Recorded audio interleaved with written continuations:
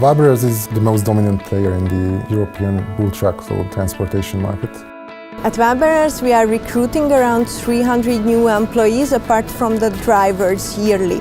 I use Prezi as a tool to address large crowds of people, mostly retail investors, because some of the graphics tools that Prezi has is really good to show that we are an innovative and very advanced company.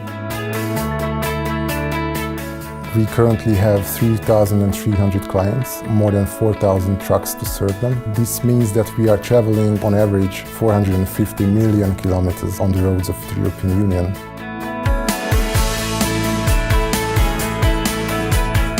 I think it's a general progress in the company that we had an IPO this year, and since then the company has been communicating with various stakeholders much more actively.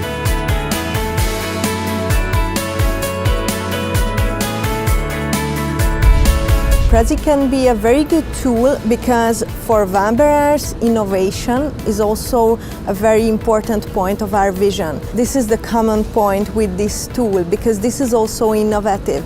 If we can use this to show the company to the newcomers, they can also see in an innovative way, an innovative company, how we are operating.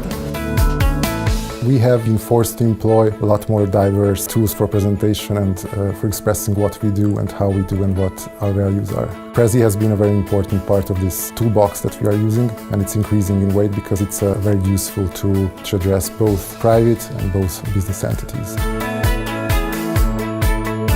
The sales or the key account management team could use it very well because this shows a very professional way of communication, and this can also show how professional the company is. Visibly, Prezi is a very professional tool and very nice to view, and graphically it's very easy to handle. The perfect tool to show what our offers are, what values we can deliver to customers.